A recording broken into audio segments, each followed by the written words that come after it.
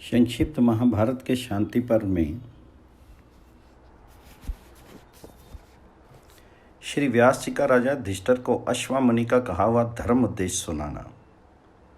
श्री कृष्ण का नारद जी द्वारा संजय के प्रति कहे हुए अनेकों राजाओं के दृष्टांत सुनाकर राजा युधिष्ठिर को समझाना। वैशंपायन जी कहते हैं, जन्मे जी पांडव के ज्येष्ठ पुत्र राजा युधिष्ठिर को अपने संबंधियों के शोक से संतप्त होकर प्राण त्यागने के लिए तैयार देखकर श्री व्यास जी उनका शोक दूर करने के लिए बोले, युधिष्ठिर, इस विषय में अश्व ब्राह्मण का कहा हुआ एक प्राचीन इतिहास है, उस पर ध्यान दो। एक बार विधेयराज जनक ने दुख और शोक के वशीभूत होकर महामती विप्रवर अश्व से पूछा था कि आप कल्याण चाहने वाले पुरुष को कैसा बर्ताव करना चाहिए। इस पर अश्व ने कहा, राजन, ये पुरुष जैसे जन्म लेता है उसके साथ ही दुख और सुख इसके पीछे लग जाते हैं। वे इसके ज्ञान को उसी तरह नष्ट कर देते हैं जैसे वायु बादलों को छिन्न भिन्न कर देता है। इसी से मनुष्य के हृदय में मैं कुलीन हूँ, सिद्ध हूँ, कोई साधारण मनुष्य नहीं हूँ, ये तीन बातें घुस बैठती हैं। इनके नशे में भरकर वह अपने बाप दादा से प्राप्त हुई पूंजी को लुटाकर कंगाल हो जाता है और फिर दूसरों के धन पर मन ले जाता है। उसे मर्यादा का कोई ख्याल नहीं रहता। वह अनुचित उपायों से धन जुटाने लगता है। यह देखकर राजा लोग उसे दंड देते हैं। इसलिए मनुष्य के ऊपर सुख या दुख जो कुछ आ पड़े उसे सहना ही चाहिए, क्योंकि उसे दूर करने का कोई उपाय भी तो नहीं है। अप्रियों का संयोग, प्रेमियों का वियोग, इष्ट अनिष्ट और सुख दुख, इनकी प्राप्ति प्रारब्ध के अनुसार ही होती है। इसी प्रकार जन्म मरण और हानि लाभ भी देव के अधीन ही हैं। वैद्यों को भी रोगी होते देखा जाता है, बलवान भी कभी कभी निर्बल हो जाते हैं तथा श्रीमान भी कंगाल होते देखे गए हैं। ये काल का उलट फेर बड़ा ही अद्भुत है। अच्छे कुल में जन्म पुरुषार्थ, अयोग्य, रूप, सौभाग्य और ऐश्वर्य, ये सब प्रारब्ध से ही मिलते हैं। जो कंगाल हैं और जो चाहते भी नहीं हैं उनके तो कई कई पुत्र हो जाते हैं, और जो संपन्न हैं उन्हें एक भी नसीब नहीं होता। विधाता तक करनी बड़ी विचित्र है। रोग, अग्नि, जल, शस्त्र, भूख, प्यास, आपत्ति, विष, ज्वर, मृत्यु और ऊंची स्थिति में गिरना, ये सब जीव के जन्म के समय ही निश्चित हो जाते हैं। उसी नियम के अनुसार उसे इन स्थितियों में जाना पड़ता है। आज तक ना तो कोई इससे छूट सका है और ना अब छूट सकता है। इस प्रकार काल के प्रभाव से सब जीवों का इष्ट और अनिष्ट पदार्थों के साथ संबंध होता है। वायु, आकाश, अग्नि, चंद्रमा, सूर्य, दिन रात, नक्षत्र, नदी और पर्वतों को भी काल के सिवा और कौन बनाता और स्थिर रखता है। सर्दी, गर्मी और वर्षा का चक्र भी काल ही के योग से चलता है। यही बात मुनियों के सुख दुख के विषय में भी है। राजन, जब मनुष्य पर मृत्यु या वृद्धावस्था की चढ़ाई होती है तो औषधि, मंत्र, होम और जप कोई भी उसे बचा नहीं सकता। जिस प्रकार समुद्र में दो लक्कड़ कभी मिलते हैं और कभी बिछुड़ जाते हैं, उसी प्रकार यहाँ जीवों का समागम होता है। इस संसार में हमारे माता पिता और सैकड़ों स्त्री पुत्र हो चुके हैं, परंतु सोचो तो वास्तव में वे किसके हुए और हम अपने को किसका कहें। इस जीविका का ना तो कोई संबंधी हुआ है ना होगा ही। रास्ते में चलते हुए बटोइयों के समान ही हमारा स्त्री बंधु और सहदगन से समागम हो जाता है। अतः विवेकी पुरुष को अपने मन में इस पर विचार नहीं करना चाहिए कि मैं कहाँ हूँ, कहाँ जाऊँगा, कौन हूँ, यहाँ किस कारण से आया हूँ और किस लिए किसका शोक करूँ। यह संसार अनित्य है और चक्र के समान घूमता रहता है। इसे माता पिता, भाई और मित्रों का समागम रास्ते में मिले हुए बटोइयों के समान ही होता है। अकल्याणकामी पुरुष को चाहिए कि शास्त्र आज्ञा का उल्लंघन न करके उसमें श्रद्धा रखे, पितरों का श्राद्ध और देवताओं का पूजन करे, यज्ञों का अनुष्ठान करे और धर्म, अर्थ और काम का सेवन करे। ये सारा संसार अगाध काल समुद्र में डूबा हुआ है। इसमें जरा मृत्यु जैसे विशाल ग्रह भरे हुए हैं, किंतु इसे कुछ होश ही नहीं है। वैद्य लोग भी बड़े कड़वे कड़वे काढ़े और तरह तरह के घृत पीते रहते हैं, तो भी समुद्र जैसे अपने तट का उल्लंघन नहीं करता, उसी प्रकार मृत्यु को वे पार नहीं कर पाते। जो रसायनों के जानने वाले वैद्य तरह तरह के रासायनिक द्रव्यों का सेवन करते रहते हैं, किंतु उन्हें भी बुढ़ापे से जर्जर होते देखा ही जाता है। इसी प्रकार तपस्वी, स्वाध्यायशील, दानी और बड़े बड़े यज्ञ करने वाले भी जरा और मृत्यु को पार नहीं कर सकते। जन्म लेने वाले सभी जीवों के दिन, रात, मास, वर्ष और पक्ष एक बार बीतकर फिर कभी नहीं लौटते। मृत्यु का ये लंबा रास्ता सभी जीवों को तय करना पड़ता है। अतः ऐसा कोई भी मरण धर्मा मनुष्य नहीं है जिसे काल के वशीभूत होकर इसमें से निकलना ना पड़े। इस मार्ग में स्त्री आदि के साथ जो समागम होता है वे रागिरों के समान कुछ ही क्षणों का है। इसमें से किसी के भी साथ मनुष्य का नित्य सहवास नहीं हो सकता। जब अपने शरीर के साथ ही इसका बहुत दिनों तक संबंध नहीं रहता तो दूसरे संबंधियों के साथ तो रह ही कैसे सकता है। राजन, आज तुम्हारे बाप दादे कहाँ गए? अब ना तो तुम ही उन्हें देखते हो और ना वे ही तुम्हें देखते हैं। स्वर्ग और नरक को तो मनुष्य इन नेत्रों से देख नहीं सकता। उन्हें देखने के लिए तो सत्पुरुष शास्त्र रूपी नेत्रों से ही काम लेते हैं। अतः तुम शास्त्र के अनुसार ही आचरण करो। मनुष्य को पहले ब्रह्मचर्य का पालन करना चाहिए, उसके बाद वह गृहस्थ आश्रम स्वीकार करके पितर और देवताओं के ऋणों से मुक्त होने के लिए संतान उत्पादन और यज्ञ अनुष्ठान करे। ऐसे सूक्ष्मदर्शी गृहस्थ को अपने हृदय का शोक त्याग कर इस लोक, स्वर्गलोक तथा परमात्मा की आराधना करनी चाहिए। जो राजा शास्त्र के अनुसार धर्म का आचरण और द्रव्य संग्रह करता है उसका संपूर्ण चराचर लोक में शेष फैल जाता है। व्यास जी कहते हैं, युधिष्ठिर, अश्मा मुनि से इस प्रकार धर्म का रहस्य जानकर राजा जनक की बुद्धि शुद्ध हो गई। उनका सब मनोरथ पूरा हो गया और वह शोकहीन होकर मुनि से आज्ञा लेकर अपने भवन को चला गया।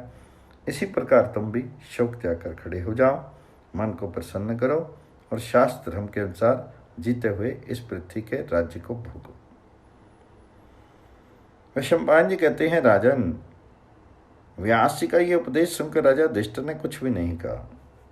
उन्हें चुप देखकर अर्जुन ने श्री कृष्ण से कहा, माधव, धर्मराज युधिष्ठिर बंधुओं के शोक से अत्यंत पीड़ित हैं। ये शोक सागर में डूबे जा रहे हैं, आप इन्हें ढांढस बंधाइए। अर्जुन के इस प्रकार कहने पर कमल नयन श्री कृष्ण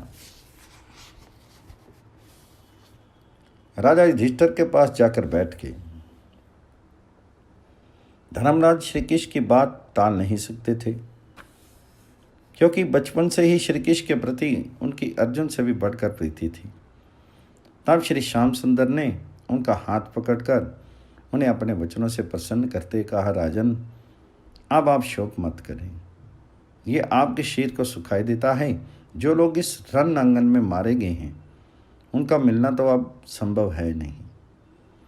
जिस प्रकार जगने पर स्वप्न में प्राप्त होने वाले सब लाभ व्यर्थ हो जाते हैं, उसी प्रकार इस महायुद्ध में जो क्षत्रिय मारे गए उन्हें तो तुम गए हुए ही समझो। उन सभी ने बड़े बड़े वीरों के साथ लोहा लेकर अपने प्राण त्यागे हैं। शस्त्रों से मारे जाने के कारण वे सब स्वर्ग को ही गए हैं। आप उनके लिए शोक मत करें। वे सभी बड़े शूरवीर, शास्त्र धर्म में तत्पर रहने वाले और वेद वेदांगों के पारदर्शी थे। उन्हें वीरों के योग्य उत्तम गति पाई। इसलिए आप किसी प्रकार की चिंता मत करें। इस विषय में मैं आपको एक प्राचीन प्रसंग सुनाता हूँ। एक बार राजा संजय पुत्र शोक में डूबे हुए थे। उस समय उनमें श्री नारद जी ने कहा, संजय, सुख दुख से तो मैं, तुम और सारी प्रजा में कोई भी छूटा नहीं हुआ नहीं है, इसलिए इसके लिए क्या शोक किया जाए। तुम अपने शोक को शांत करो और मैं जो बात कहता हूँ उस पर ध्यान दो। ये प्राचीन राजाओं का बड़ा मनोहर प्रसंग है। इसे सुनने से क्रूर ग्रहों का शमन होता है और आयु की वृद्धि होती है। राजन, हम लोग सुनते ही हैं कि राजा सुहोत्र मर गया। वे बड़ा ही अति विरोधी था। इंद्र ने 1 साल तक उसके राज्य में स्वर्ण की वर्षा की थी। उसके राज्यकाल में पृथ्वी का वसुमती नाम चरितार्थ हो गया था। नदियों में भी उस समय स्वर्ण ही बहता था। इंद्र ने उसके कछुए, केकड़े, नाके, मगर और शिंशकों को भी सोने का बना दिया था। राजा सुहोत्र ने उस सारे स्वर्ण को कुरुजांगल देश में इकट्ठा कराया और एक भारी यज्ञ का आयोजन करके उसे ब्राह्मणों को दे दिया। संजय, वह अर्थ, धर्म, काम, मोक्ष चारों ही में तुम्हारी अपेक्षा श्रेष्ठ था और तुम्हारे पुत्र से भी अधिक पुण्यवान था, किंतु अंत में मर वह भी गया। इसलिए तुम्हें अपने पुत्र का शोक नहीं करना चाहिए। संजय, उशीनर के पुत्र शिवी के मरने की बात भी हमने सुनी ही है। प्रजापति ब्रह्मा जी राज्य का भार संभालने की उसके समान किसी दूसरे भूत या भावी राजा को नहीं समझते थे। तुम्हारा पुत्र तो न दक्षिणा देने वाला था, न यज्ञ करने वाला। तुम्हारी तथा तुम्हारे पुत्र की अपेक्षा तो वह धर्म, अर्थ, काम और मोक्ष चारों बातों में बढ़ चढ़कर था, किंतु वह भी मर गया। इसलिए तुम अपने पुत्र के लिए शोक मत करो। दुष्यंत के पुत्र भरत ने 1000 अश्वमेध और 100 राजसु यज्ञ किए थे। वह भी तुमसे और तुम्हारे पुत्र से अर्थ आदि चारों बातों में बड़ा चढ़ा था, किंतु वह भी काल की गाल में चला गया। इसलिए तुम अपने लड़के के लिए शोक मत करो। संजय, सुना जाता है कि दशरथ राजा प्रजा को अपनी संतान के समान पालते थे। उनके राज्य में कोई भी स्त्री विधवा या अनाथा नहीं थी। मेघ समय पर वर्षा करते थे, समय पर अन्न पकता था, सदा कुशल रहता था, सदा सुकाल भी रहता था। उस समय कोई जीव पानी में डूबकर नहीं मरता था, किसी को आग में कष्ट नहीं पहुंचता था और रोगों का भी कोई भय नहीं था। स्त्री और पुरुषों की सहस्त्रों वर्षों की आयु होती थी। विवाद तो स्त्रियों में भी नहीं होता था, पुरुषों की तो बात ही क्या है। प्रजा सदा धर्म में तत्पर रहती थी और सब लोग संतुष्ट, पूर्ण काम, निर्भय, शिक्षा के अनुसार आचरण करने वाले एवं सत्यवादी थे। जब तक उन्होंने राज्य किया, वृक्ष सदा फल फूलों से लदे रहे और गौएं दोहनी भरकर दूध देती रही। उन्होंने बड़ी बड़ी दक्षिणा वालों 10 अश्वमेध यज्ञ किए थे, जिसमें आने जाने के लिए किसी को भी रोक टोक नहीं थी। माँ बाहुराम नित्य नव यौवनशाली, श्यामवरण, अरुण्यन, अजानुबाहु, सुंदर मुख वाले और सिंह के समान कंधों वाले थे। उन्होंने 11,000 वर्षों तक अयोध्या का राज्य किया। जब वह भी प्रलोक से धार गए तो तुम्हारे पुत्र की तो बात ही क्या है। तुम उसके लिए शोक मत करो। हम सुनते हैं राजा भगीरथ भी नहीं रहा। उसने यज्ञ अनुष्ठान करते समय स्वर्ण के आभूषणों से लदी हुई 10 लाख कन्याएं दक्षिणा में दान कर दी थी। उनमें से प्रत्येक कन्या रथ में बैठी हुई थी। प्रत्येक रथ में 4-4 घोड़े थे और उनके पीछे स्वर्ण तथा कमल की मालाओं से भूषित 100 हाथी थे। एक एक हाथी के पीछे 1000 घोड़े चल रहे थे तथा एक एक घोड़े के पीछे 1000 गौएं और प्रत्येक गऊ के साथ 1000 भेड़ और बकरियां थी। तीनों लोकों में प्रवाहित होने वाली गंगा जी उनकी पुत्री होकर प्रकट हुई थी। इसी से वे भागीरथी कहलाई। किंतु देखो, वह भी मार ही गए। इसलिए अपने पुत्र के लिए तुम शोक मत करो। संजय, सुना जाता है राजा दिलीप भी जीवित नहीं रहे। उनके महान कर्मों का तो ब्राह्मण लोग अब तक बखान करते हैं। उन्होंने जब यज्ञ अनुष्ठान किया था तो इंद्र आदि देवताओं ने प्रत्यक्ष होकर उनमें भाग लिया था। उनके यज्ञ पात्र और योग भी सोने के थे तथा उनके यज्ञ उत्सव में 6000 देवता और गंधर्वों ने 7 स्वर्ग के अनुसार नृत्य किया था। जिन लोगों ने उन सत्यवादी महात्मा दिलीप का दर्शन किया था वे भी ईश्वर के अधिकारी हो गए थे। उनके राजमहलों में वेद ध्वनि, धनुष की प्रत्यंचा की टंकार और याचकों का कोलाहल, ये 3 शब्द कभी बंद नहीं होते थे। किंतु मृत्यु ने उन्हें भी नहीं छोड़ा। इसलिए तुम अपने पुत्र के लिए शोक मत करो। युवनाश के पुत्र राजा मंधाता भी मारे गए। उनके पिता ने भूल से यज्ञ का अभिमंत्रित जल पी लिया था, इसी से उन्होंने पिता के उदर से ही जन्म लिया। वे बड़े ही वैभवशाली और त्रिलोक्य विजयी थे। उनका रूप साक्षात देवताओं के समान था। उन्हें राजा युवनाश की गोद में लेटा देखकर देवताओं में आपस में चर्चा होने लगी कि बालक किसका दुग्ध पान करेगा। तब इंद्र ने कहा, माम धाता, मेरा दूध पिएगा। ऐसा कहकर उन्होंने उनका नाम मानधाता रखा। इसी समय इंद्र के हाथ से दूध की धारा निकलने लगी और उसे उन्होंने उस बालक के मुंह में छोड़ा। उसे पीने से वह एक ही दिन में 100 पल बढ़ गया और 12 दिन में ही 12 वर्ष का सा जान पड़ने लगा। वह बालक बड़ा ही धर्मात्मा, शूरवीर और युद्ध में इंद्र के समान प्रकर्मी हुआ। इसने राजा अंगार, मरुत, गय, अंग, बृहद्रथ को भी परास्त कर दिया था। सूर्य के उदय स्थान से लेकर अस्त होने के स्थान तक सारा देश राजा मंधाता के ही अधिकार में था। उन्होंने 100 अश्वमेघ और 100 राजसूय यज्ञ किए थे तथा 10 योजन लंबे और 1 योजन ऊंचे सोने के मत्स्य बनवाकर ब्राह्मणों को दान किए थे। किंतु आज उन प्रकर्मशाली मंधाता का भी कहीं नाम निशान नहीं है। फिर तुम अपने पुत्र के लिए क्यों शोक करते हो संजय? नाभाग के पुत्र राजा अम्बरीश अब नहीं रहे हैं, ये बात भी सुनी जाती है। उन्होंने बड़ा भारी यज्ञ करके ब्राह्मणों का ऐसा सत्कार किया था कि उनकी सराहना करते हुए यही कहते थे कि ऐसा यज्ञ ना तो पहले किसी ने किया, ना भविष्य में ही कोई करेगा। उस यज्ञ में जिन लाखों राजाओं ने सेवा कार्य किया था, वह सभी अश्वमेघ यज्ञ का फल भोगने के लिए उत्तरायण मार्ग से हिरण्यगर्भलोक में गए थे। किंतु कराल काल ने उन्हें भी नहीं छोड़ा, इसलिए तुम अपने पुत्र का शोक त्याग दो। राजन, हम सुनते हैं कि चित्ररथ का पुत्र शशबिंदु भी मर गया। उनके 1 लाख रानियां थी, उनसे उनके 10 लाख पुत्र उत्पन्न हुए थे। प्रत्येक राजकुमार को 100 कन्याएं विवाही थी। प्रत्येक कन्या के पीछे 100 हाथी थे और एक हाथी के 100 रथ थे। एक रथ के पीछे 100 घोड़े थे और एक घोड़े के पीछे 100 गौवें थी। इसी क्रम से एक गौ के पीछे 100 भेड़े दहेज में मिली थी। किंतु महाराज शशबिंदु ने एक अश्वमेघ यज्ञ में ये सारा धन ब्राह्मणों को दान कर दिया था। तुमसे तो ये राजा अर्थ, धर्म, काम, मोक्ष चारों बातों में बड़ा हुआ चढ़ा था, वह भी मृत्यु के मुख में चला ही गया। इसलिए तुम ये पुत्र शोक त्याग दो। संजय, अमोत्रा के पुत्र गय की मृत्यु के विषय में भी हम सुनते ही हैं। एक बार यज्ञ में अग्निदेव उनसे प्रसन्न हुए और उनसे वर मांगने को कहा।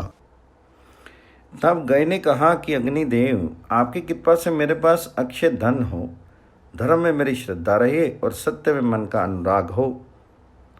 इस प्रकार अग्निदेव की कृपा से उनके सभी मनोरथ पूर्ण हो गए। उन्होंने 1000 वर्ष तक पूर्णिमा, अमावस्या, चतुर्मास में अनेकों बार अश्वमेघ यज्ञ का अनुष्ठान किया और 1000 वर्ष तक ही नित्य प्रति प्रातःकाल उठकर 1-1 लाख गौवें और 100 खच्चर ब्राह्मणों को दान दिए। किंतु अंत में काल ने उन्हें भी नहीं छोड़ा, इसलिए अपने पुत्र का शोक त्याग दो। राजन, इक्ष्वाकु के वंश में उत्पन्न हुए राजा सगर अब संसार में नहीं है, ये हम सुनते ही हैं। इनके 60,000 पुत्र थे जो उनके पीछे पीछे चलते थे। अपने बाहुबल से उन्होंने इस पृथ्वी पर एक छत्र राज्य स्थापित किया था और 1000 अश्वमेघ यज्ञ करके देवताओं को तृप्त किया था। उन यज्ञों में उन्होंने ब्राह्मणों को सोने के महल दान किए थे। उन्होंने समुद्र पर्यंत सारी पृथ्वी खुदवा डाली थी तथा उनके नाम के उन सारी समुद्र का सागर नाम पड़ा था। परंतु अंत में वे भी मर ही गए, इसलिए तुम अपने पुत्र के लिए शोक मत करो। संजय, वैन के पुत्र राजा पृथु का देह भी आज नहीं है। महर्षियों ने महान वन के बीच में इनका राज्याभिषेक किया था और ये सोचकर कि ये सब लोगों में धर्म की मर्यादा स्थापित करेंगे, इनका नाम पृथु रखा था। उन्हें देखकर सभी प्रजा ने एक स्वर से कहा था कि हम इनसे प्रसन्न हैं। इस प्रकार प्रजा रंजन करने के कारण ही वे राजा कहलाए। जिससे राज्य करते थे, पृथ्वी बिना जोते ही धान्य उत्पन्न करती थी। औषधियों के पुट पुट में रस था और सभी गौएं दोहनी भरकर दूध देती थी। मनुष्य निरोग, पूर्णकाम और निर्भय थे। वे इच्छानुसार खेतों या घरों में रहते थे। जिस समय राजा समुद्र के पास जाते थे, उनका जल स्थिर हो जाता था और नदियां बहना बंद कर देती थी।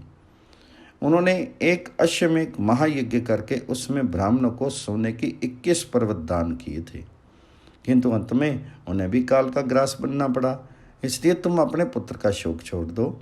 इस प्रकार उपदेश देकर नारद जी ने पूछा, राजन, तुम चुपचाप क्या सोच रही हो?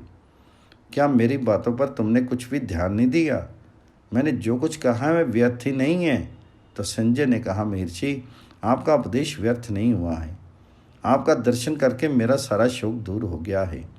आपकी बातें सुनने की मेरी लालसा अभी शांत नहीं हुई है।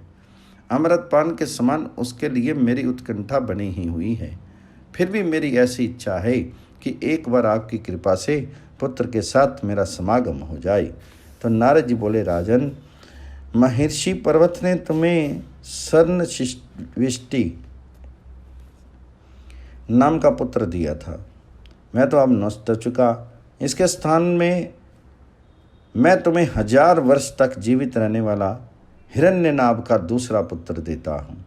श्री कृष्ण की ये बात समाप्त होने पर नारद जी ने भी उनके कथन का अनुमोदन किया और राजा युधिष्ठिर को सर्नविष्टि का सारा चरित्र सुनाकर कहा कि राजन, जब संजय ने अपने मृत पुत्र को जीवित करने के लिए बहुत आग्रह किया तो मैंने उसे सजीव कर दिया। इससे उनके माता पिता को बड़ी प्रसन्नता हुई। कालांतर में पिता का स्वर्गवास होने पर सर्निष्ठवी ने 1100 वर्ष तक पृथ्वी पर राज्य किया। इसके बाद वह स्वर्ग सिधारा। धर्मराज, अब तुम भी अपने हृदय का संताप दूर कर दो और श्री कृष्ण एवं व्यास जी के कथन के अनुसार अपने पैतृक राज सिंहासन पर बैठकर शासन का भार संभालो। ये सब करते हुए यदि तुम बड़े बड़े यज्ञ का अनुष्ठान करोगे तो अपने अभीष्ट लोक प्राप्त कर लोगे। संक्षिप्त महाभारत के शांति पर्व में श्री व्यास जी का राजा युधिष्ठिर को राजधर्म का उपदेश देना, पाप और उनके प्रायश्चितों का वर्णन। वैशंपायन जी कहते हैं, राजन, नारद जी की बात सुनकर राजा युधिष्ठिर चुप हो गए। उस समय उन्हें शोक रस देखकर सब प्रकार के धर्म का रहस्य जानने वाले महर्षि व्यास ने कहा, युधिष्ठिर, राजाओं का धर्म तो प्रजाओं का पालन करना ही है। इसलिए तुम अपना पैतृक राज सिंहासन स्वीकार करो। वेदों ने तप को तो ब्राह्मणों का ही नित्य धर्म बताया है। क्षत्रिय तो सब प्रकार के धर्म की रक्षा करने वाले ही हैं। जो मनुष्य विषय आसक्त होकर धर्म विधि का उल्लंघन करता है वह लोक मर्यादा का भी घातक है। क्षत्रियों को अपने बाहुबल से उसका दमन करना चाहिए। जो व्यक्ति मोहवश शास्त्र प्रमाण को ना माने, वह अपना सेवक हो, पुत्र हो, तपस्वी हो अथवा कोई भी क्यों ना हो, उस पापी का सब प्रकार दमन करें और उसे नष्ट कर दें। जो राजा इसके विपरीत आचरण करता है उसे पाप लगता है। जो राजा नष्ट होते हुए धर्म की रक्षा नहीं करता वह धर्म का घात करने वाला है। तुमने तो अन्यायियों सहित उन धर्मघातियों का ही नाश किया है। इसलिए तुम तो अपने धर्म में ही स्थित हो, फिर शोक क्यों करते हो? राजा को तो यही धर्म है कि दुष्टों का वध करे, सुपात्रों को दान दे, प्रजा की रक्षा करे। राजा युधिष्ठिर ने कहा, तपोधन, आप सभी धर्मज्ञों में शिरोमणि हैं। आपके लिए धर्म श्रद्धा प्रत्यक्ष हैं। आपके वचनों में मुझे तनिक भी संदेह नहीं है। किंतु भगवान, इस राज्य के लिए मैंने अनेकों अवध्य पुरुषों का वध कर डाला है। मेरे वे ही कर्म मुझे जला रहे हैं। व्यास जी बोले, राजन, उद्दत पुरुषों को दंड देना तो राजा का कर्तव्य ही है। इसी नियम के अनुसार तुमने कौरवों को मारा है। इसलिए अब तुम मन को शोकग्रस्त ना करो। सदोष मालूम होने पर भी अपने धर्म का पालन करते हुए तुम्हें इस प्रकार की आत्मग्लानि शोभा नहीं देती। शास्त्रों में जो पाप कर्मों के प्रायश्चित बताए गए हैं उन्हें भी शीरधारी ही कर सकता है। शीर छोड़ देने पर तो वो भी नहीं किए जा सकते। अतः राजन, यदि तुम जीवित रहोगे तो अपने पाप का प्रायश्चित कर सकोगे। प्रायश्चित किए बिना ही यदि शीर छूट गया तो तुम्हारे हाथ केवल पश्चाताप ही लगेगा। तो युधिष्ठिर ने कहा, दादाजी, मैंने राज्य के लोभ से अपने पुत्र, पौत्र, भाई, चाचा, ससुर, मामा, गुरु, दादा, अनेकों और क्षत्रिय संबंधी, सुहृद, समवयस्क, भांजे, जाति भाई और भिन्न भिन्न देशों से आए हुए राजाओं का वध करा डाला है। उसका मुझे क्या दंड मिलेगा? इस चिंता से मैं रात दिन बार बार जलता रहता हूँ। अब मैं पृथ्वी को उन श्री संपन्न नृप श्रेष्ठों से सुनी देखता हूँ और इस भयानक जातिवाद तथा इससे मारे गए सैकड़ों शत्रु पक्ष के वीरों और करोड़ों दूसरे लोगों की याद करता हूँ तो मुझे बड़ा ही पश्चाताप होता है।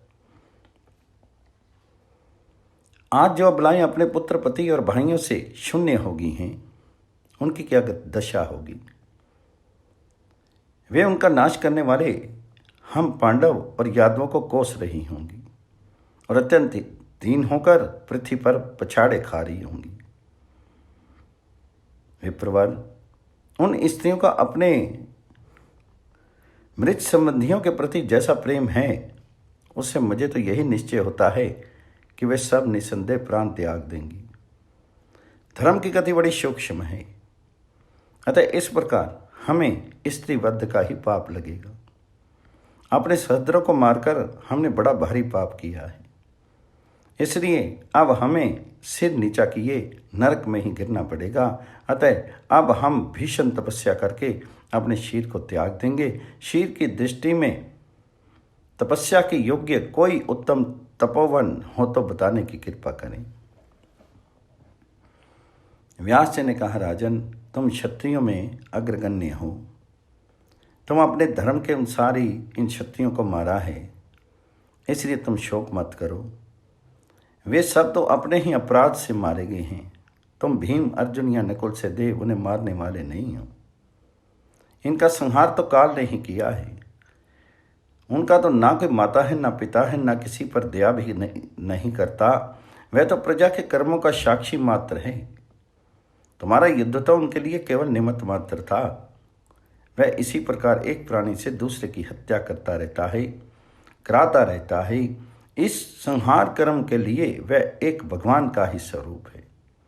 इसके सिवा तुम्हें कौरवों के विनाशकारी कर्मों पर भी ध्यान देना चाहिए, जिनके कारण उन्हें काल के गाल में जाना पड़ा। जिस प्रकार लोहार का बनाया हुआ यंत्र अपना काम करने में उसके अधीन रहता है, उसी प्रकार ये सारा जगत काल के अधीन कर्म की प्रेरणा से प्रवृत्त हो रहा है। फिर भी तुम्हारे चित्त में जो इन सब को मरवाने में से समर्थ संताप हो रहा है, उसके दोष से छूटने के लिए तुम प्रायश्चित कर लो। राजन, ये बात सुनी ही जाती है कि पूर्व काल में राज्य लक्ष्मी के लिए ही देवता और असुरों में 12,000 वर्षों तक युद्ध हुआ था।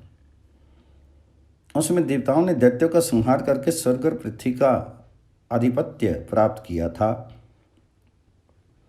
जो लोग धर्म का नाश करना चाहते हैं और अधर्म को फैलाने वाले हैं, उन्हें मार ही डालना चाहिए। इसी से देवताओं ने उस युद्ध में 88,000 शालावृक नाम के दैत्य को भी मार डाला था। यदि एक पुरुष को मारकर कुटुंब के शेष व्यक्तियों को सुख मिले अथवा एक कुटुंब का सफाया करने से देश में शांति स्थापित हो, तो उसे नष्ट करने में कोई दोष नहीं है। राजन, किसी समय अधर्म दिखाई देने वाला कर्म भी धर्म हो जाता है और धर्म दिखाई देने वाला अधर्म बन जाता है। इस प्रकार बुद्धिमान पुरुष को धर्म और अधर्म का रहस्य अच्छी तरह समझ लेना चाहिए। धर्मराज, तुमने शास्त्र श्रवण किया है, इसलिए धर्म अधर्म के विषय में अपनी बुद्धि स्थिर करो। देखो, पूर्व काल में देवताओं का जो धर्म मार्ग था, उसी का तुमने भी अनुसरण किया है। तुम जैसे धर्मप्राण पुरुष कभी नरक का द्वार नहीं देखते, इसलिए तुम अपने भाइयों और सहज संबंधियों को धैर्य दो। जो पुरुष हृदय में पाप की भावना रखकर किसी कुकर्म में प्रवृत्त होता है और उसे उसके किसी प्रकार लज्जित नहीं होता, उसी को पाप का भागी होना पड़ता है, ऐसा शास्त्र का कथन है। ऐसे पाप का ना कोई प्रायश्चित है, ना कोई कभी नाश ही होता है। तुम्हारा हृदय तो शुद्ध था, युद्ध की इच्छा न होने पर भी शत्रु के अपराध के कारण तुम्हें युद्ध करना पड़ा, और अब इस कर्म को करके पश्चाताप भी कर रहे हो। इसके लिए अश्वमेध यज्ञ बड़ा अच्छा प्रायश्चित है, उसका अनुष्ठान करो, तुम निष्पाप हो जाओगे। इंद्र ने भी मर्तों के सहायता से अपने शत्रु को परास्त करके एक के बाद एक इस प्रकार 100 अश्वमेध यज्ञ किए थे। इसी से वे शतक्रतु नाम से प्रसिद्ध हुए। इस प्रकार स्वर्ग पर आधिपत्य प्राप्त करके उन्होंने पापों से छुटकारा पाया था। स्वर्गलोक में देवता ऋषि भी उनकी उपासना करते हैं। तुमने भी इस वसुंधरा को अपने प्रकर्म से प्राप्त किया है, और अपने बाहुबल से ही तुमने राजाओं को परास्त किया है। अब तुम अपने मित्रों के साथ उनके देश राजधानियों में जाकर उनके भाई पुत्र या पुत्र को अपने अपने राज्य पर अभिषिक्त करो। जिन राजाओं के उत्तराधिकारी अभी गर्भ ही में हैं, उनकी प्रजा को समझा बुझाकर सांत्वना दो। इस प्रकार सभी प्रजा का मनोरंजन करते हुए पृथ्वी का पालन करो। जिन राजाओं के पुत्र नहीं हैं, उनकी गद्दी पर पुत्र का ही अभिषेक कर दो। भरत श्रेष्ठ, इस तरह सारे राज्य में शांति स्थापित करके तुम असुर विजयी इंद्र के समान अश्वमेध यज्ञ के द्वारा भगवान जी का यजन करो। राजन, इस युद्ध में जो क्षत्रिय मारे गए हैं, उनके लिए तुम्हें शोक नहीं करना चाहिए। वे तो काल की शक्ति से मोहित होकर अपने ही कुकर्मों के कारण मौत के मुख में पड़े हैं। उन्हें शास्त्र धर्म के पालन का पूरा फल प्राप्त हुआ है। तुम्हें यह निष्कंटक राज्य मिला है। इसका पालन करते हुए तुम धर्म की रक्षा करो। मरने पर कल्याण करने वाली यही चीज है। संक्षिप्त महाभारत के शांति पर्व में पाप और उनके प्रायश्चितों का वर्णन। युधिष्ठिर ने पूछा, पिता में कृपा करके ये बताइए कि किन कर्मों को करने से मनुष्य प्रायश्चित का भागी बनता है, और ऐसी स्थिति में क्या करने से वह पाप से मुक्त होता है। तो व्यास जी ने कहा, जो मनुष्य शास्त्र विहित कर्मों का आचरण ना करके निषिद्ध कर्म कर बैठता है, उसे ऐसा विपरीत आचरण करने से प्रायश्चित का भागी बनना पड़ता है। जो ब्रह्मचारी सूर्योदय या सूर्य अस्त के समय सोता रहे, अथवा जिस पुरुष के नख या दांत काले हों, उन्हें प्रायश्चित करना चाहिए। इसके सिवा बड़े भाई के अविवाहित रहते हुए विवाह करने वाला छोटा भाई, ब्राह्मण का वध करने वाला, निंदक, छोटी कन्या का विवाह हो जाने के बाद उसकी बड़ी बहन से विवाह करने वाला, बड़ी बहन के विवाहित रहते हुए उसकी छोटी बहन से विवाह करने वाला, जिसका व्रत नष्ट हो गया हो, वह ब्रह्मचारी, द्विज की हत्या करने वाला, अपात्र को दान देने वाला, सुपात्र को दान ना देने वाला, सारे ग्राम को नष्ट करने वाला, मांस बेचने वाला, आग लगाने वाला, वेतन लेकर वेद पढ़ाने वाला गुरु और स्त्री का वध करने वाला, दूसरों का घर जलाने वाला, झूठ बोलकर पेट पालने वाला, गुरु का अपमान और सदाचार की मर्यादा का उल्लंघन करने वाला, ये सभी पापी माने गए हैं। इन्हें प्रायश्चित करना चाहिए। इसके सिवा जो लोक और वेद से विरुद्ध दूसरे ना करने योग्य कर्म हैं, उन्हें भी बताता हूँ। तुम एकाग्रचित्त होकर सुनो।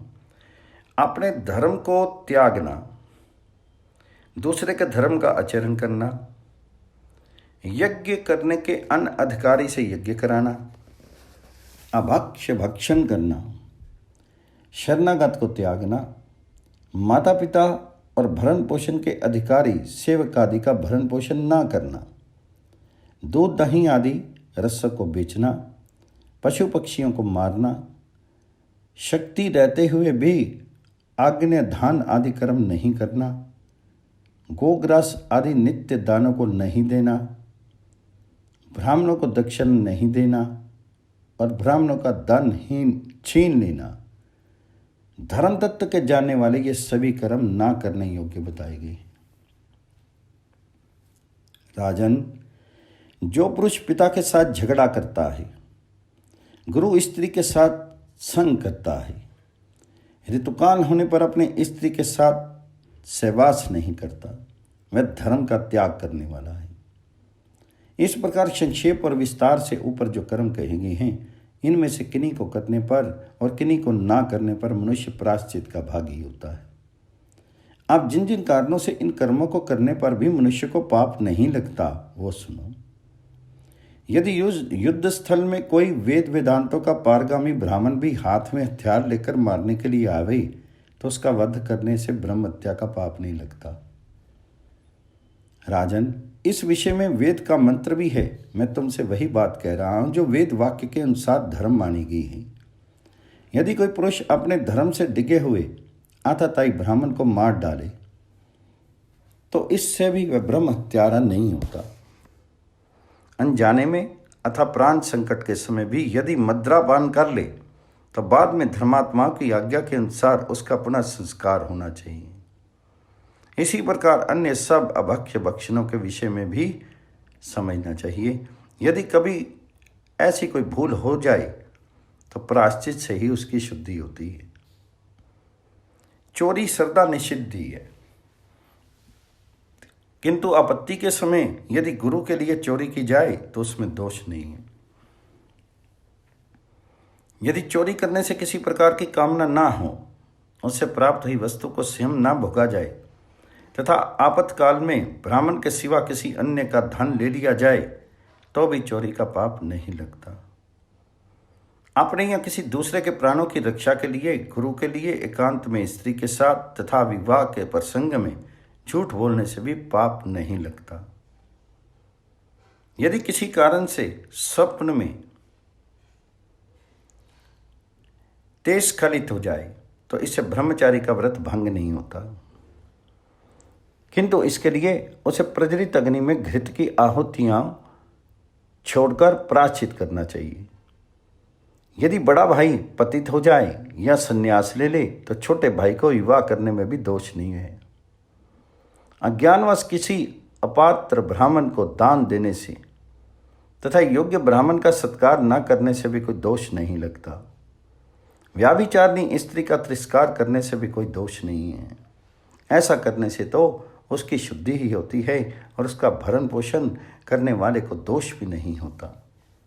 जो सेवक कामकाज करने में असमर्थ है, उसे त्यागने में दोष नहीं है तथा गौओं के लिए वन में आग लगाने में भी दोष नहीं माना जाता। राजन, ये सब तो मैंने वे कर्म बताए जिन्हें करने से कोई दोष नहीं होता। अब मैं विस्तार पूर्वक प्रायश्चितों का वर्णन करता हूँ। राजन, कृच्छ्र चंद्रायन आदि तप, अग्निहोत्रादि कर्म, दान के द्वारा मनुष्य तभी अपने पाप से छूट सकता है जब वह फिर पाप में प्रवृत्त ना हो। यदि किसी ने ब्रह्महत्या की हो, तो वह भिक्षा मांगकर एक समय भोजन करे, अपना सब काम स्वयं ही करे, हाथ में खप्पर और खटवांग खाट का पाया रखे, नित्य ब्रह्मचर्य व्रत में रहे, भिक्षा मांगने के समय सरदा खड़ा रहे, किसी से ईर्ष्या नहीं करे, पृथ्वी पर शयन करे और लोक में अपने कर्म को प्रकट करे। इस प्रकार 12 वर्ष तक करने से उसकी शुद्धि हो जाती है। अथवा अपनी इच्छा से किसी शस्त्रधारी विद्वान का निशाना बन जाए या जलती हुई आग में गिरे अथवा नीचे को सिर किए किसी भी वेद का पाठ करते हुए 3 बार 100 योजन की यात्रा करे या किसी वेदज्ञ ब्राह्मण को अपना सर्वस्व समर्पण कर दे अथवा जिससे जीवन भर निर्वाह हो सके इतना धन या सब सामान से भरा हुआ घर ब्राह्मण को दान करे। इस प्रकार गौ और ब्राह्मणों की रक्षा करने वाले पुरुष की ब्रह्म हत्या से मुक्ति हो सकती है।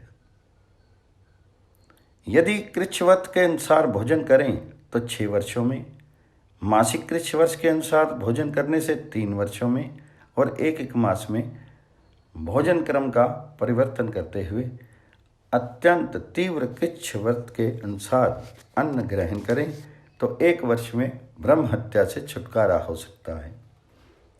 इसमें तनिक भी संदेह नहीं करना चाहिए।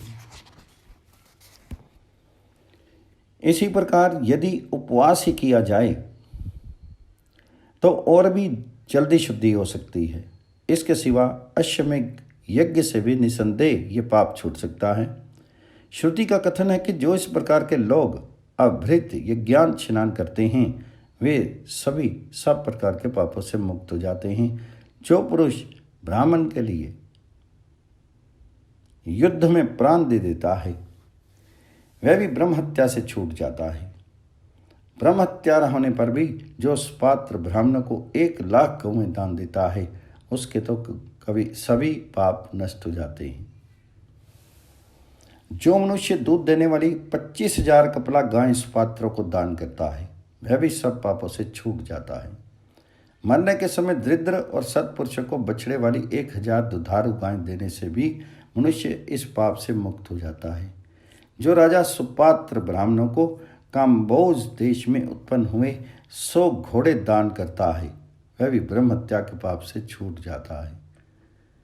जो व्यक्ति किसी एक पुरुष को उसका मनोरथ पूर्ण होने योग्य दान देता है और फिर किसी के आगे उसकी जिक्र नहीं करता वह भी पाप मुक्त हो जाता है। जलहीन देश में पर्वत से गिरकर और अग्नि में प्रवेश करके अथवा महाप्रस्थान की विधि से हिमालय में गलकर प्राण दे देने से मनुष्य सब पापों से छूट जाता है। यदि किसी ब्राह्मण ने मद्यपान किया हो तो बृहस्पति सब याग करने से उसकी शुद्धि हो जाती है। एक बार मद्य पीने पर जो निष्कपट भाव से भूमि दान करता है और फिर कभी श्राप नहीं छूता वह भी शुद्ध हो जाता है। जो पुरुष गुरु पत्नी के साथ संग करता है वह या तो जलती हुई लोहे की शिला पर पड़ जाए या अपनी मूत्र इंद्री को काटकर ऊपर की ओर देखता हुआ दूर तक चला जाए। इसके सिवा अपना शीत त्याग देने से भी वह इस पाप से छूट सकता है।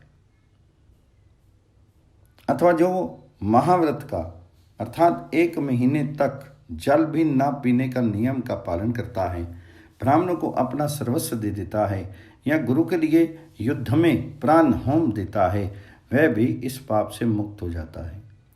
झूठ बोलकर आजीविका चलाने वाला अथवा गुरु का अपमान करने वाला पुरुष गुरु जी को मनचाही वस्तु देकर प्रसन्न कर लेने से उस पाप से छूट जाता है।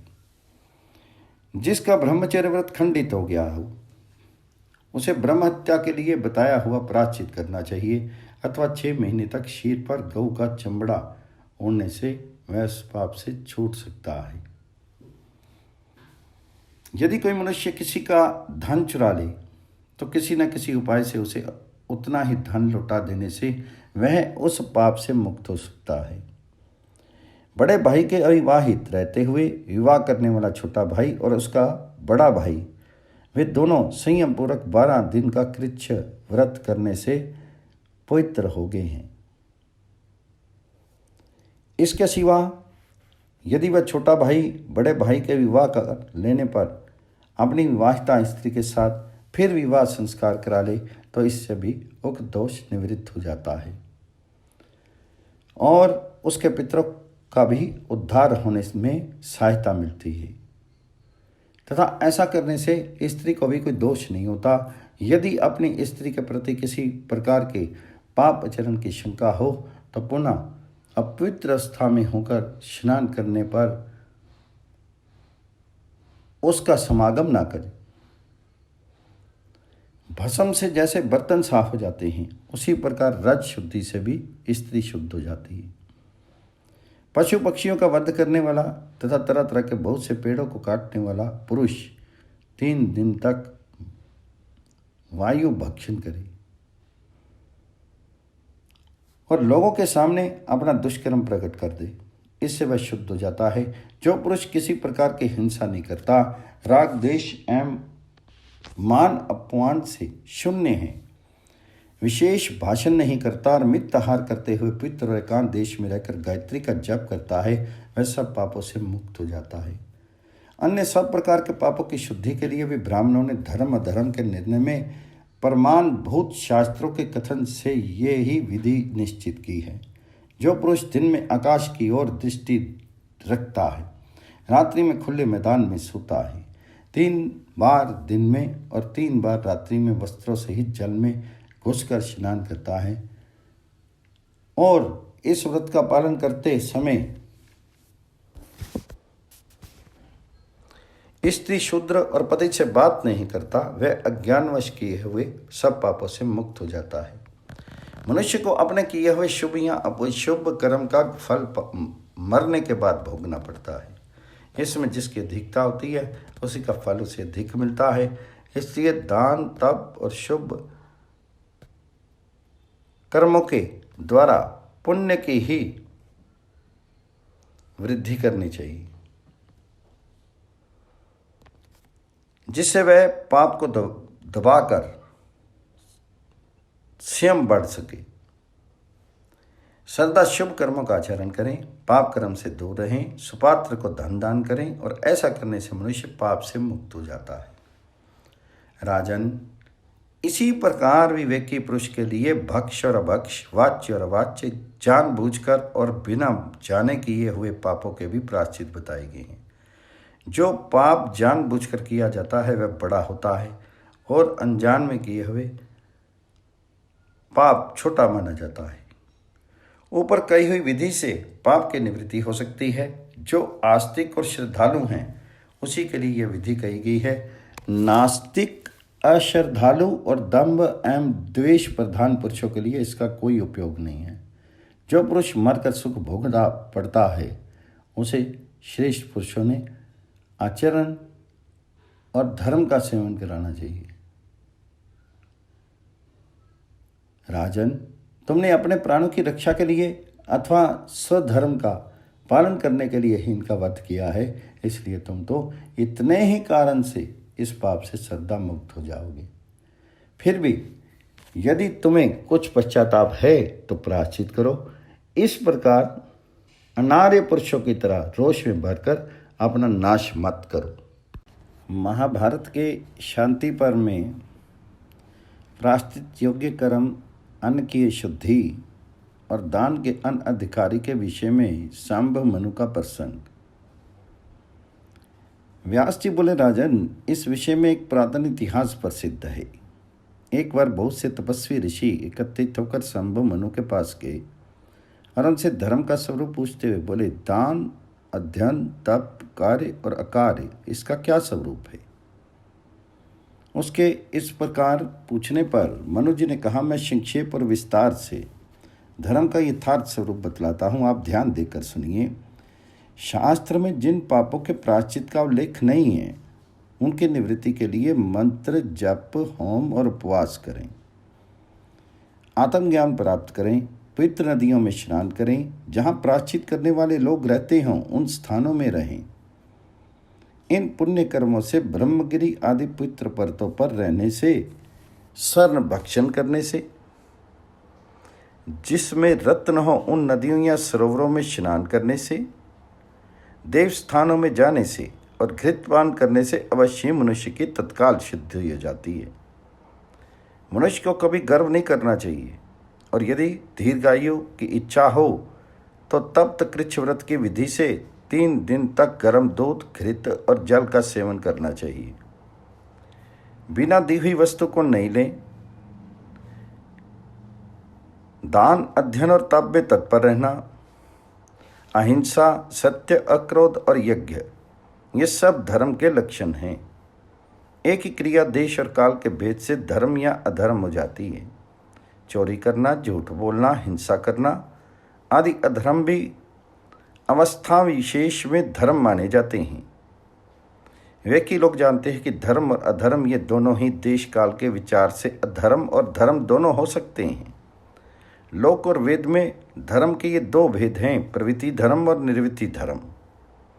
इनमें निवृत्ति धर्म का फल मोक्ष रूप अमृतत्व है और प्रवृत्ति धर्म का फल जन्म मरण है। अशुभ कर्म से अशुभ फल मिलता है और शुभ कर्म से शुभ। फलों की शुभ अशुभता के कारण ही इन 2 प्रकार के कर्मों को शुभ या अशुभ कहते हैं। यदि जानबूझकर कोई अशुभ कर्म हो जाए तो उसके लिए शास्त्र ने प्रायश्चित का विधान किया है। राजा यदि दंडनीय पुरुष को दंड ना दे तो उसे उसकी शुद्धि के लिए एक दिन रात का उपवास करना चाहिए, और यदि पुरोहित राजा को धर्म उपदेश ना करे तो उसकी शुद्धि 3 दिन उपवास करने से होती है। किंतु जो पुरुष अपनी जाति, आश्रम या कुल के धर्म को त्याग देते हैं, उनकी शुद्धि किसी प्रायश्चित से नहीं हो सकती।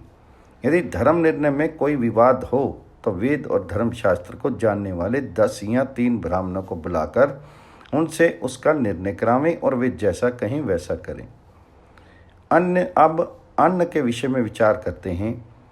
प्रेत के निमित्त बनाया हुआ अन्न, सूतिका का अन्न 10 दिन से पूर्व नहीं खाना चाहिए। इसी प्रकार ब्याई हुई गौ का दूध भी 10 दिन तक नहीं पीवें। राजा का अन्न तेज को नष्ट करता है, शूद्र का अन्न ब्रह्म तेज का नाशक है, तथा सुनार और पति या पुत्रहीना स्त्री का अन्न आयु का क्षय करता है। व्याजखोर का अन्न विष्टा के समान है और वैश्य का तेज के समान है। कायर, यज्ञ विक्रेता, बढ़ई, मोची, व्यभिचारिणी स्त्री, धोबी, वैद्य और चौकीदार, इन सब का अन्न भी खाने योग्य नहीं है। जिन्हें समाज या गांव ने दोषी ठहराया हो, जो नर्तकी के द्वारा अपने जीविका चलाते हों और जिन्होंने अपने बड़े भाई के विवाहित रहते हुए अपना विवाह कर लिया हो, उनका तथा बंदीजन और जुआरियों का अन्न भी अखाद्य है। जो बाएं हाथ से लाया गया हो, जो बासी हो, जिस पर मध्य के छींटे पड़ गए हों, जो जूठा हो और जिसे कुटुंब से छिपाकर अपने लिए रखा हो, वह अन्न खाने योग्य नहीं होता है।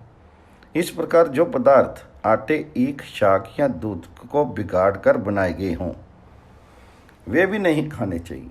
सत्तू, जौ की खीलें और दही में मिले हुए सत्तू ये अधिक देर के हो जाने पर खाने योग्य नहीं रहते। खीर, खिचड़ी और मालपुए यदि देवता के उद्देश्य से ना बनाएं तो नहीं खाने चाहिए। गृहस्थ पुरुष देवता, ऋषि, अतिथि, पितर और कुल देवताओं को नैवेद्य समर्पण करने के बाद ही भोजन कर सकता है। उसे घर में ही सन्यासी के समान अनासक्त भाव से ही रहना चाहिए। जो अपनी अनुकूल स्त्री के साथ इस प्रकार घर में रहता है, वह धर्म का पूरा फल प्राप्त कर लेता है। धर्मात्मा मनुष्य को चाहिए कि यश के लोभ से, भय के कारण अथवा अपना उपकार करने वाले को दान ना दे। जो नाचने गाने वाले, हंसी मजाक करने वाले, भांड, मदमत, उन्मत्त, चोर, निंदा करने वाले, गूंगे, तेजोहीन, अंगहीन, बोने, दुष्ट, कुलहीन या संस्कार शून्य हों, उन्हें भी दान नहीं दें। जिसने वेद अध्ययन ना किया हो, उस ब्राह्मण को दान देना उचित नहीं है। विधिहीन दान देना या दान लेना दोनों ही ठीक नहीं है। ऐसा करने से दान देने वाले और दान लेने वाले दोनों ही की हानि होती है।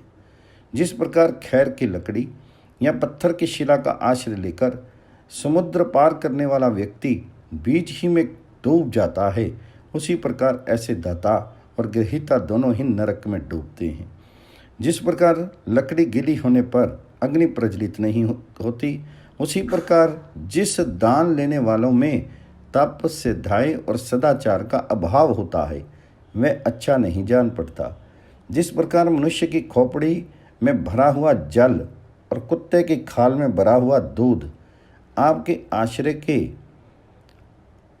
दोष से अपवित्र हो जाते हैं, उसी प्रकार दुराचारी के संसर्ग के शास्त्र अभ्यास दूषित हो जाता है।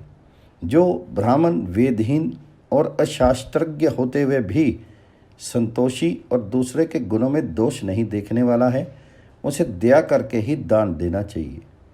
उन्हें देना शिष्टों का आचार है अथवा ऐसा करने से पुण्य होता है, ये समझकर उन्हें कुछ नहीं दिया जा सकता। क्योंकि जैसे लकड़ी का हाथी और चाम का हरिण ये नाम मात्र के ही होते हैं, उसी प्रकार बिना पड़ा हुआ ब्राह्मण भी केवल नाम का ही होता है। जिस प्रकार जलहीन कुआं और राख में किया हुआ हवन व्यर्थ होता है, उसी प्रकार मूर्ख को दिया हुआ दान भी निष्फल है। दान लेने वाला मूर्ख तो दाता का शत्रु है, वह उसका धन हरण करता है और देवता एवं पितरों के हव्य कव्य का नाश करता है। उसे दान देने वाला पुण्य लोकों को प्राप्त नहीं कर सकता। युधिष्ठिर, तुमने जो पूछा था उसके अनुसार मैंने संक्षेप में संभव मनु के द्वारा वर्णित ये पूरा प्रसंग सुना दिया। ये महत्वशाली प्रसंग सभी कल्याणकामियों को सुनना चाहिए।